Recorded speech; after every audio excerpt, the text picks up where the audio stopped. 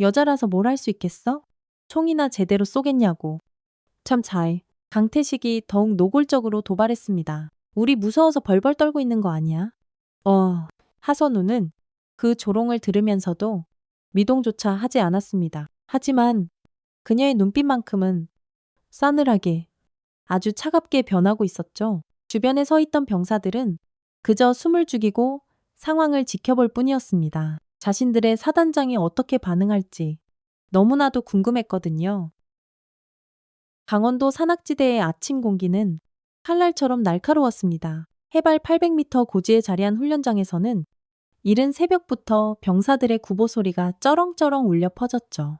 하선우 소장은 사령부 건물 앞에서 이 광경을 가만히 바라보고 있었습니다. 49의 나이에도 그녀의 등은 꼿꼿했고 군복 위에 달린 별 2개가 아침 햇살에 유난히 반짝반짝 빛났습니다.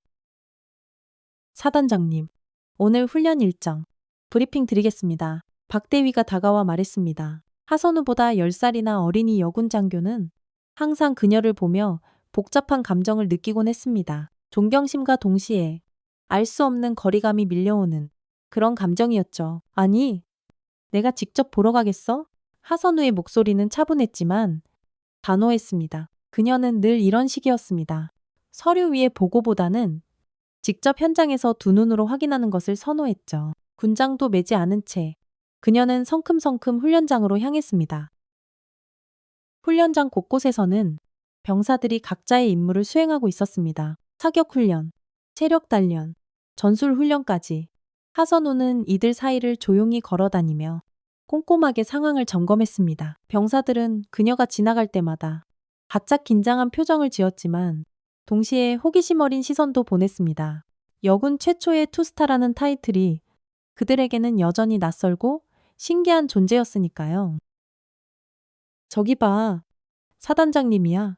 한 병사가 동료에게 소곤소곤 속삭였습니다. 진짜 별 2개네. 근데 생각보다 안 무섭게 생겼는데야.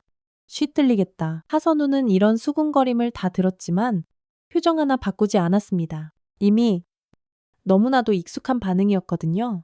군 생활 25년 동안 그녀는 수많은 시선과 평가를 받아왔습니다.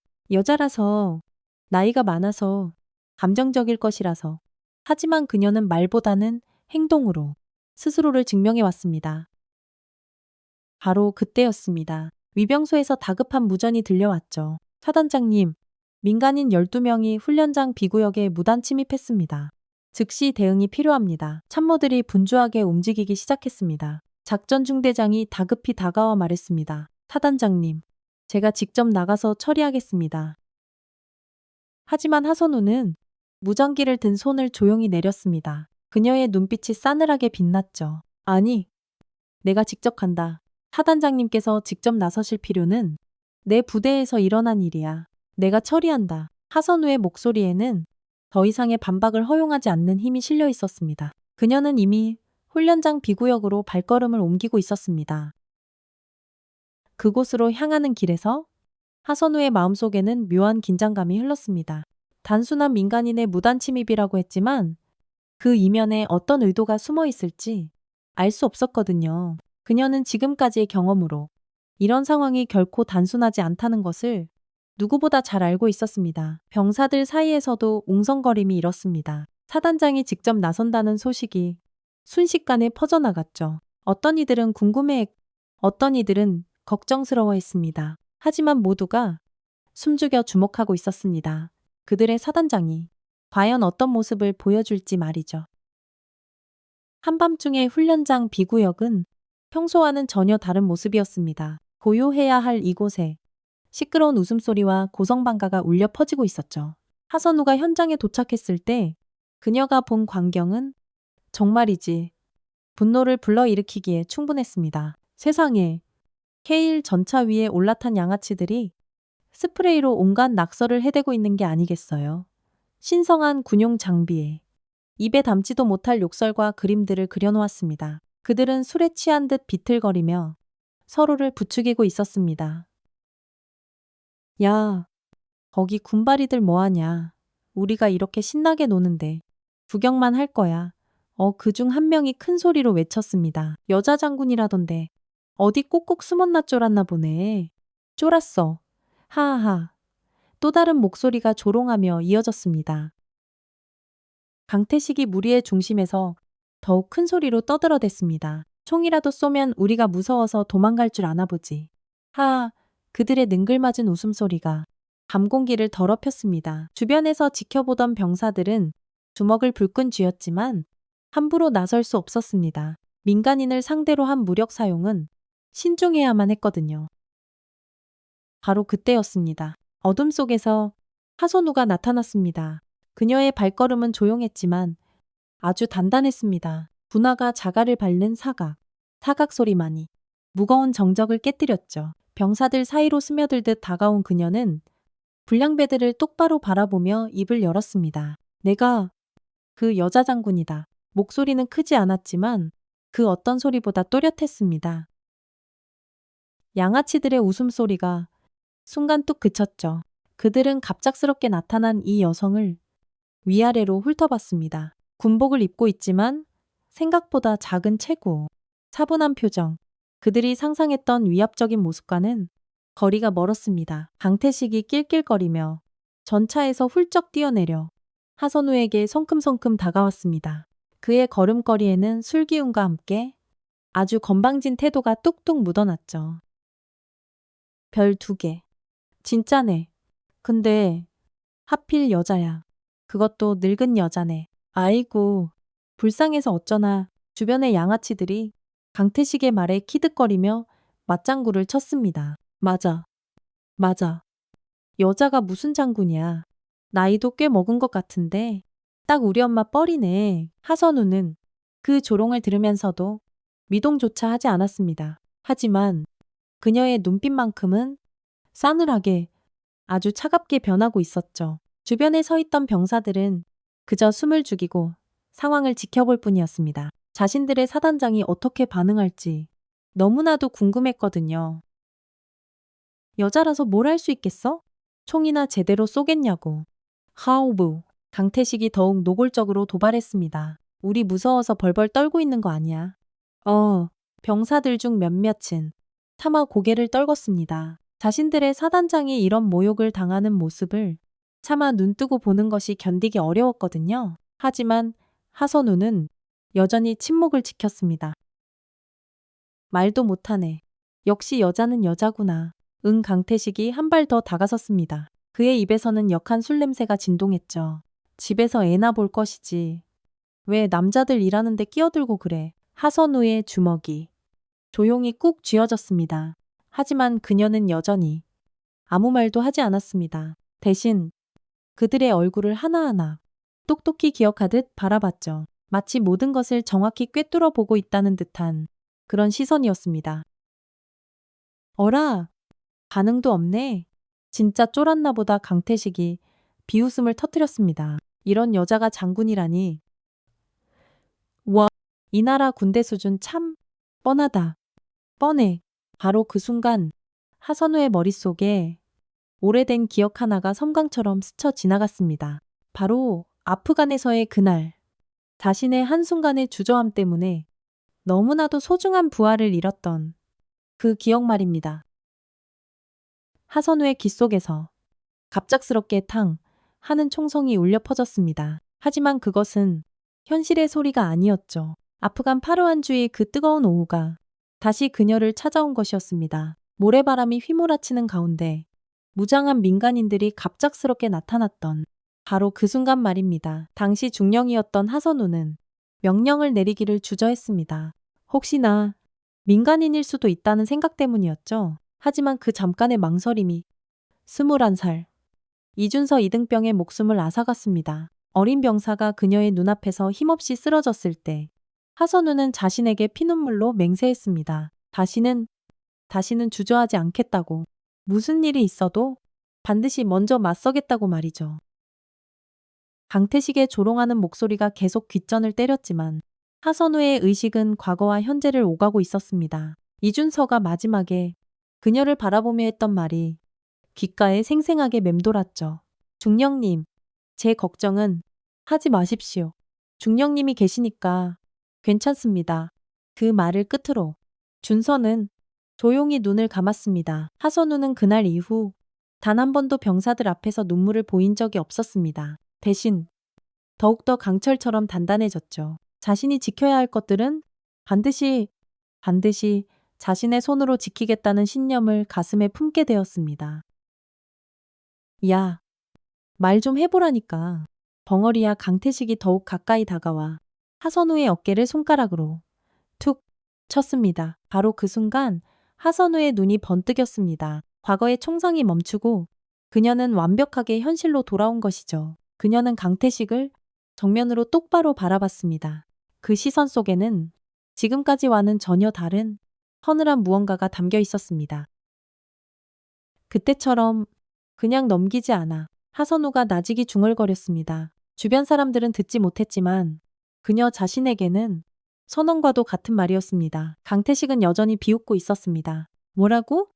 혼자 뭘 그렇게 중얼거려? 정신 나갔나? 하선우는 천천히 뒤로 한 발 물러났습니다. 병사들은 그녀가 포기하는 것인지 의아한 눈으로 바라봤죠. 하지만 하선우의 행동에는 전혀 다른 의도가 숨어 있었습니다. 그녀는 무전기를 들어 올렸습니다. 작전 중대장. 그녀의 목소리는 차분했지만 얼음장처럼 차가웠습니다. 네, 사단장님, 기동중대.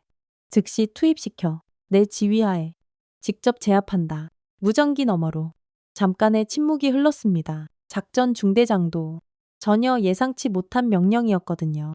사단장님, 민간인 상대로 기동중대 투입은 명령이다. 하선우의 목소리에는 더 이상의 토론을 허용하지 않는 절대적인 권위가 담겨 있었습니다. 양아치들은 무전기 내용을 정확히 알아듣지는 못했지만 분위기가 심상치 않게 바뀌고 있다는 것은 느꼈습니다. 강태식이 의아한 표정으로 하선우를 바라봤죠. 뭐 하는 거야? 지금 군대 놀이. 하선우는 대답하지 않았습니다. 대신 주변의 병사들을 날카롭게 바라봤죠. 모두 후퇴. 10m 뒤로 물러나라. 병사들은 명령에 따라 일사불란하게 뒤로 물러났습니다. 하지만 그들의 눈빛에는 궁금증과 긴장감이 가득했죠. 사단장이 도대체 무엇을 하려는 것인지 전혀 알 수 없었거든요. 진짜 웃기고 자빠졌네? 강태식이 다른 양아치들을 돌아보며 낄낄거렸습니다. 저 여자 혼자서 뭘 할 수 있다고 푸아. 하지만 바로 그때였습니다. 저 멀리서 우웅 하는 차량 소리가 들려왔습니다. 기동중대의 군용 트럭들이 엄청나게 빠른 속도로 접근하고 있었던 것이죠. 헤드라이트가 어둠을 가르며 훈련장을 대낮처럼 환하게 비췄습니다. 하선우는 자신의 군복 주머니에서 무언가를 꺼냈습니다. 그것은 바로 권총이었습니다. 그녀가 아프간에서 돌아온 후 단 한순간도 몸에서 떼어놓지 않았던 바로 그 권총. 이준서의 죽음을 결코 잊지 않기 위해서였죠. 양아치들의 웃음소리가 점점 잦아들었습니다. 상황이 자신들이 예상했던 것과 전혀 다르게 흘러가고 있다는 것을 이제야 깨달았거든요.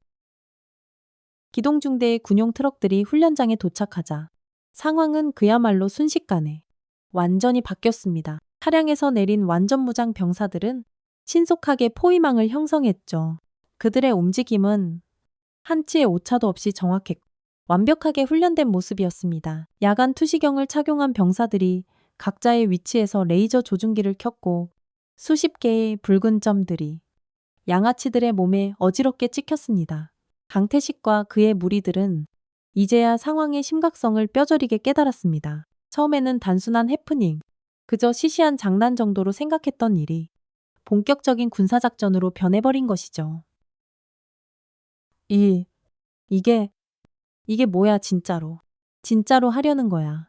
강태식의 목소리에서 처음으로 공포에 찬 떨림이 느껴졌습니다. 하선우는 어느새 군장을 완벽하게 착용하고 있었습니다. 언제 준비했는지 모르게 그녀는 완전 무장 상태였. 방탄조끼, 전술 헬멧, 그리고 손에는 서늘한 권총이 들려 있었습니다. 아프간에서 그녀를 그림자처럼 따라다녔던 바로 그 권총. 이준서를 잃은 그날 이후 그녀가 항상 지니고 다니는 것이었죠. 지금부터 작전을 개시한다. 하선우가 무전기에 대고 나지막이 말했습니다. 목표는 무력화 및 제압, 저항 시 무력 사용을 승인한다. 양아치들은 이제 완전히 패닉에 빠졌습니다. 전차에서 허둥지둥 내려와 서로를 바라보며 어쩔 줄 몰라 했죠. 그들을 둘러싼 병사들의 조준선은 한 점의 흔들림도 없었습니다. 도망갈 곳도 숨을 곳도 어디에도 없었습니다. 자, 잠깐만요. 우리가 뭘 그렇게 잘못했다고 이래요. 강태식이 다급하게 손을 들며 소리쳤습니다. 하지만 그의 목소리는 더 이상 전처럼 당당하지 않았습니다. 덜덜 떨리는 음성이 어둠 속에서 애처롭게 울려 퍼졌죠. 하선우는 천천히 그들에게 다가갔습니다. 한 걸음, 한 걸음 내디딜 때마다 분화가 내는 소리가 밤의 정적을 무섭게 깨뜨렸습니다. 그녀의 얼굴은 헬멧과 야간 투시경으로 가려져 있었지만 그 존재감만으로도 충분히 위압적이었습니다.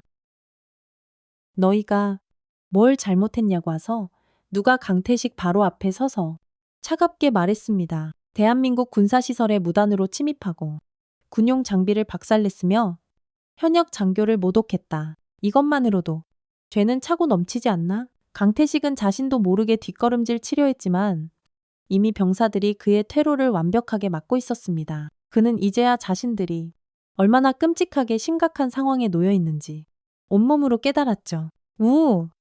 우리는 그냥 장난으로. 장난? 하선우의 목소리가 얼음처럼 차갑게 울렸습니다. 군대에서 장난은 특히 내 부대에서는 더욱 그렇다. 그녀는 권총의 안전장치를 해제했습니다. 철컥. 그 서늘한 소리가 밤 공기를 가르며 섬뜩하게 퍼져나갔죠. 양아치들은 그 소리에 심장이 멎는 듯 움찔했습니다. 이제야 상황이 얼마나 심각한지 뼛속까지 이해한 것이었습니다. 무릎 꿇어.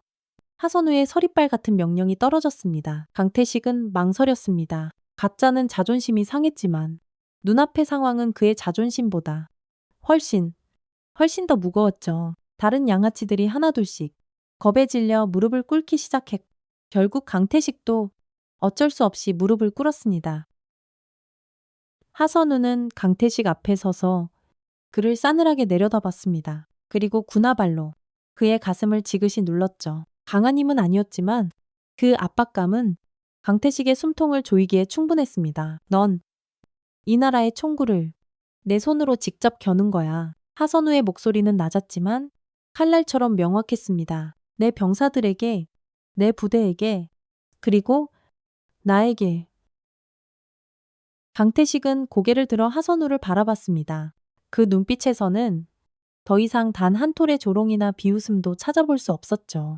대신 진짜 공포, 생전 처음 느껴보는 진짜 두려움이 자리 잡고 있었습니다. 주변에서 지켜보던 병사들은 숨소리 하나 내지 못하고 이 상황을 지켜봤습니다. 그들의 사단장이 보여주는 모습은 그들이 지금까지 상상조차 해본 적 없는 완전히 다른 모습이었거든요.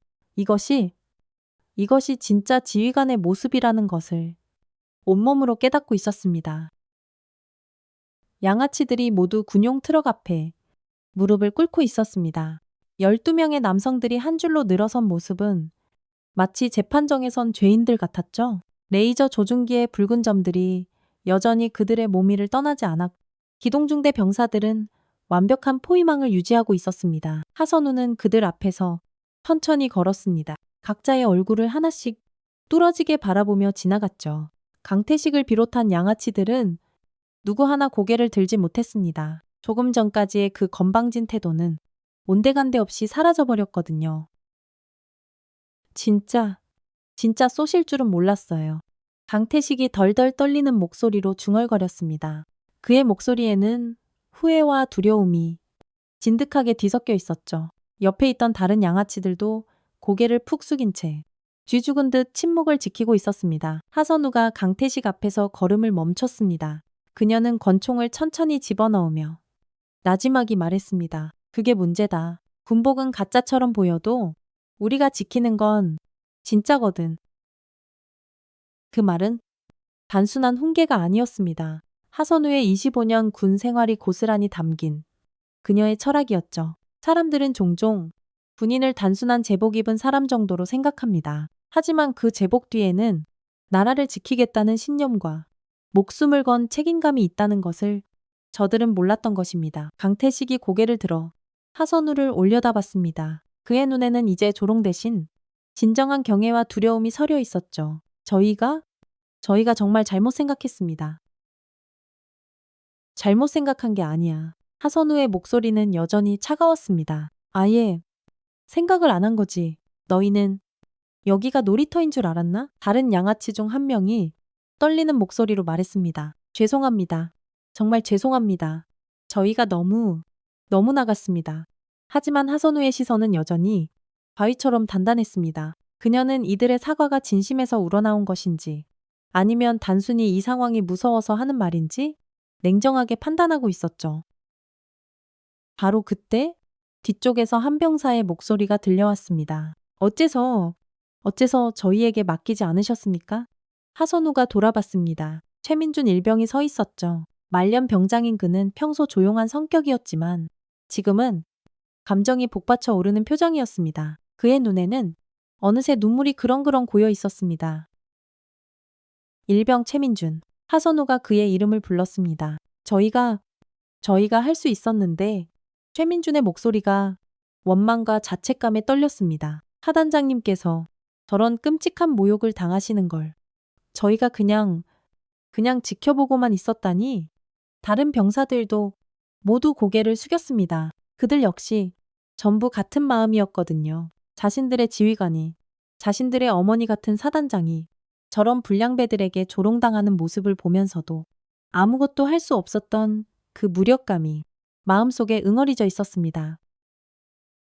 하선우는 최민준을 똑바로 바라봤습니다. 그녀의 눈빛이 아주 조금 부드러워졌죠. 너희는 군인이야. 그 누구도 너희를 시험하게 둘 수 없어.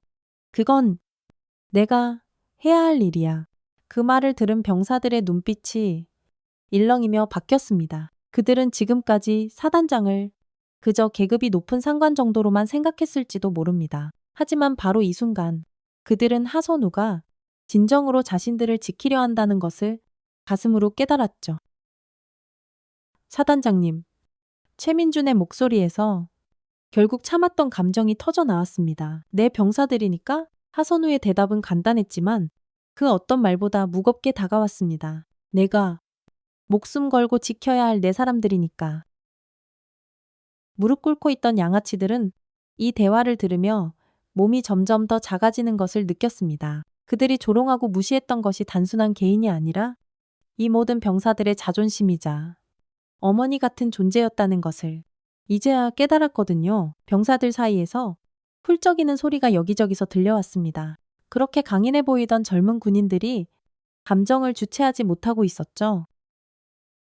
사건이 일어난 지 사흘이 지났습니다. 그동안 부대 내 분위기는 180도 달라져 있었죠. 병사들 사이에서 하선우에 대한 이야기가 끊이지 않았습니다. 하지만 이제는 조심스러운 호기심이 아니라 진심에서 우러나오는 존경의 목소리들이었습니다. 식당에서 식사를 하던 병사들이 하선우가 지나가자 약속이라도 한 듯 모두 자리에서 일어나 경례를 했습니다. 평소라면 의무적으로 하던 경례였지만 이번에는 완전히 달랐죠.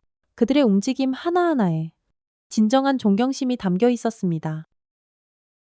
하선우도 이런 변화를 피부로 느끼고 있었습니다. 병사들이 자신을 바라보는 시선이 예전과는 확연히 다르다는 것을 말이죠. 사단장님, 진짜 너무 멋있으셨어. 한 병사가 동료에게 감탄하며 말했습니다. 맞아. 저런 분이 우리를 지켜주신다니? 진짜 장군다웠어. 남자든 여자든. 그게 뭐가 중요해? 다른 병사가 고개를 끄덕이며 대답했습니다. 훈련장에서도 변화는 뚜렷하게 느껴졌습니다. 병사들의 훈련 참여도가 눈에 띄게 높아졌죠. 사격 훈련을 할 때도, 체력 단련을 할 때도 이전보다 훨씬 더 집중하고 땀 흘리는 모습을 보였습니다. 그들에게는 이제 명확한 목표가 생겼거든요.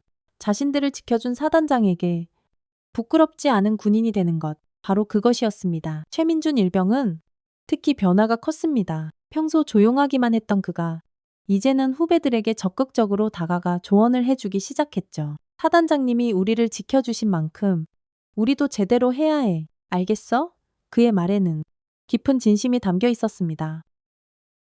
참모들 사이에서도 하선우에 대한 평가가 완전히 달라졌습니다. 박대위는 동료 장교들과 이야기하며 말했습니다. 사단장님은 정말 다른 분이세요. 저도 여군이지만 저런 결단력과 책임감은 정말 본받고 싶습니다. 작전 중대장 역시 마찬가지였습니다. 그는 다른 중대장들과의 회의에서 하선우의 리더십에 대해 열변을 토했죠. 사단장님께서 직접 나서신 그날, 저는 진짜 리더가 무엇인지 깨달았습니다. 책임을 회피하지 않고 가장 앞에서 맞서는 것. 그게 바로 진정한 지휘관이라는 걸 말입니다. 하지만 하선우 본인은 여전히 담담했습니다. 그녀에게는 그날의 일이 특별한 일이 아니었거든요. 단지 자신이 마땅히 해야 할 일을 했을 뿐이었습니다. 사령부에서 업무를 보며 그녀는 혼자 생각했습니다. 이것이 당연한 일인데 왜 모두들 이렇게 특별하게 여기는 걸까? 그날 오후 하선우가 훈련장을 순찰하고 있을 때였습니다. 한 병사가 다가와 조심스럽게 말을 걸었죠. 사단장님, 질문이 있습니다. 말해봐. 하선우가 부드럽게 답했습니다. 그날 밤 정말 하나도 무섭지 않으셨습니까? 그 병사의 목소리에는 순수한 궁금증이 담겨 있었습니다. 하선우는 잠시 생각했습니다. 무섭지 않았다면 그건 거짓말이겠죠. 하지만 그 두려움보다 훨씬 더 큰 것이 있었습니다. 무서웠어. 하지만 너희들이 그 두려움보다 더 소중했어.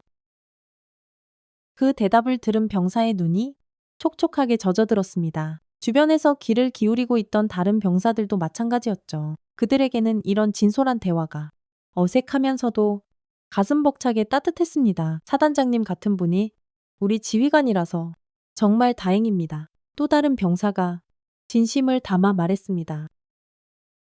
하선우는 희미하게 미소를 지었습니다. 진심 어린 미소였죠. 너희들이 좋은 군인들이라서 내가 더 다행이야. 그 순간 훈련장에는 계급과 나이를 뛰어넘는 따뜻한 동료애와 서로를 향한 진정한 존중이 가득 흘렀습니다. 하선우는 바로 이런 순간들이 자신이 군인으로서 살아가는 이유라고 생각했습니다.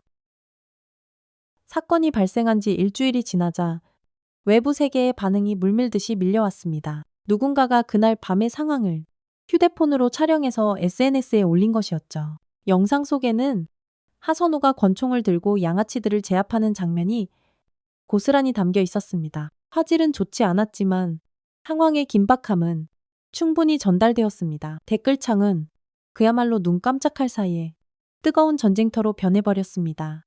여자가 감히 총을 쏴. 군인답지 못한 감정적 대응. 이건 명백한 과잉 진압이다. 같은 비난의 목소리들이 융단 폭격처럼 쏟아졌죠. 하지만 동시에 저게 당연한 조치지. 속이 다 시원하다. 저런 지휘관이 필요해. 성별이 도대체 무슨 상관이야. 같은 옹호의 목소리들도 만만치 않게 맞섰습니다. 보수적인 언론들은 하선우의 행동을 강하게 비판했습니다. 감정적 대응으로 군의 품위를 실추시켰다는 사설이 주요 신문 일면을 장식했. 한 방송사의 토론 프로그램에서는 여성 지휘관의 한계라는 자극적인 제목으로 격론이 벌어졌습니다. 패널 중 한 명은 군대는 감정으로 운영되는 곳이 아닙니다라며 날선 비판을 쏟아냈습니다. 반면 진보적인 매체들은 하선우를 옹호하는 기사들을 내보냈습니다. 성별을 뛰어넘은 진정한 리더십. 병사들을 지키는 어머니 같은 장군이라는 제목의 칼럼들이 연이어 나왔죠. 여성 단체들도 성명을 발표하며 그녀를 지지한다고 공식적으로 밝혔습니다. 국방부는 이런 극심한 여론의 양극화에 당황했습니다. 긴급 간부회의가 소집되어 하선우에 대한 처분을 놓고 격한 논의가 오갔죠. 어떤 이들은 민간인에 대한 과도한 무력 사용이라며 징계를 주장했고, 다른 이들은 정당한 임무 수행이라며 강하게 반박했습니다. 결국 국방부는 공식 기자회견을 열 수밖에 없었습니다. 기자회견장에는 수십 명의 기자들이 구름처럼 몰려들었. 플래시가 정신없이 터지는 가운데 하선우가 군복을 단정하게 입고 단상에 올랐습니다. 그녀의 표정은 평소와 다름없이 놀랍도록 침착했습니다. 사단장님, 이건 너무 감정적으로 행동한 것 아닙니까? 한 기자가 날카롭게 쏘아붙였습니다. 하선우는 잠시 침묵했습니다. 그리고 천천히, 하지만 또렷하게 입을 열었죠. 감정으로 총을 든다면 그건 군인이 아닙니다. 저는 제 위치에서 제가 해야 할 일을 했을 뿐입니다. 하지만 민간인을 상대로 무력을 사용한 것은 다른 기자가 추가 질문을 던졌습니다. 그들이 민간인이라고 해서 군사시설 침입과 장비 파손, 군인 모독이 정당화되지는 않습니다. 하선우의 목소리는 단호했습니다. 저는 이 나라의 군인으로서 제 부대와 제 병사들을 지킬 의무가 있습니다. 성별 때문에 과도하게 반응한 것 아니냐는 지적에 대해서는 어떻게 생각하십니까? 하선우의 눈빛이 순간 차갑게 빛났습니다. 성별은 중요하지 않습니다. 중요한 것은 책임감과 신념입니다. 저는 여자이기 이전에 대한민국의 군인이고 이 부대의 사단장입니다. 기자회견이 끝난 후에도 논란은 쉽게 가라앉지 않았습니다. SNS에서는 하선우를 지지하는 해시태그와 비판하는 해시태그가 동시에 실시간 트렌드 상위권을 차지했죠. 여론은 여전히 정확히 반으로 갈라져 있었습니다. 하지만 하선우는 이 모든 소란을 담담하게 받아들였습니다. 그녀에게는 외부의 평가보다 더 중요한 것이 있었거든요. 자신의 신념과 병사들에 대한 책임감이었습니다. 그녀는 기자회견을 마치고 묵묵히 다시 부대로 돌아갔습니다. 그곳에는 자신을 기다리는 병사들이 있었으니까요. 기지로 돌아가는 길은 이상하리만치 고요했습니다. 언론의 소란과 여론의 분열을 뒤로하고 하선우는 자신의 본래 자리로 향하고 있었죠. 군용차 창밖으로는 익숙한 강원도의 산세가 평화롭게 펼쳐져 있었습니다. 이곳이야말로 그녀가 진정으로 속한 곳이었거든요.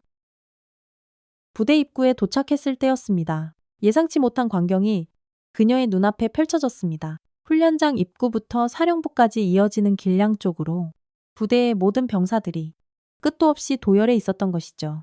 그들은 누가 시키지도 않았는데 모두 자발적으로 나온 것이었습니다. 하선우의 차가 천천히 지나가자 병사들이 하나둘씩 절도 있게 경례를 올렸습니다. 최민준 일병이 가장 앞에 서 있었습니다. 그의 눈에는 여전히 그날 밤의 감동과 존경심이 고스란히 남아 있었죠. 하선우가 차에서 내리자 그가 다가와 말했습니다. 사단장님, 외부에서 뭐라고 하든 저희는 압니다. 사단장님이 어떤 분이신지 저희는 전부 알고 있습니다. 다른 병사들도 모두 말없이 고개를 끄덕였습니다. 그들에게는 언론의 평가나 시끄러운 여론의 반응보다 자신들이 직접 보고, 듣고, 경험한 것이 훨씬 더 중요했거든요. 그날 밤 자신들을 지키기 위해 가장 앞에 섰던 사단장의 그 모습이 모든 것을 말해주고 있었습니다. 하선우는 병사들을 쭉 둘러보며 마음 깊은 곳에서부터 따뜻한 무언가가 차오르는 것을 느꼈습니다. 외부의 비판과 오해가 아무리 거세도 바로 이곳에는 자신을 온전히 이해하고 지지해주는 사람들이 그것만으로도 그녀에게는 충분했습니다. 고맙다. 하선우가 짧게 말했습니다. 더 많은 말이 필요하지 않았거든요. 그들과 그녀 사이에는 이미 그 어떤 말로도 표현할 수 없는 깊은 신뢰가 형성되어 있었습니다. 며칠 후 훈련장에서 최민준이 다시 하선우에게 다가왔습니다. 이번에는 다른 질문이었죠. 사단장님, 정말 무섭습니다. 하선우가 그를 의아하게 바라봤습니다. 최민준의 표정에서 그는 두려움이 아닌 깊은 경외감을 읽을 수 있었죠. 그는 사단장의 진정한 모습을 본 후 더욱더 깊은 존경심을 갖게 된 것이었습니다. 하선우는 처음으로 진심이 담긴 미소를 지었습니다. 군인은 무서워야 해. 단, 지켜야 할 것 앞에서만. 그 말에는 그녀의 모든 철학이 담겨 있었습니다. 25년 군 생활 동안 쌓아온 굳건한 신념과 아프간에서 잃은 부하에 대한 슬픈 다짐, 그리고 앞으로도 결코 변하지 않을 책임감이 모두 녹아있었. 해가 지면서 훈련장에는 고요함이 찾아왔습니다. 하선우는 혼자 그 자리에 서서 멀리 겹겹이 이어진 산맥을 바라봤습니다. 이준서가 죽던 그날의 총성이 다시 귓가에 맴돌았지만 이제는 그 소리가 더 이상 두렵지 않았습니다. 오히려 자신이 왜 이 자리에 서 있는지를 끊임없이 일깨워주는 신호 같았거든요. 선선한 바람이 불어와 그녀의 군복을 가볍게 흔들었습니다. 별 2개가 달린 계급장이 저녁 햇살의 마지막으로 반짝였죠. 하선우는 이 별의 무게를 기꺼이 감당할 각오가 되어 있었습니다. 외롭고 때로는 아프겠지만 그것이 바로 자신이 선택한 길이었으니까요.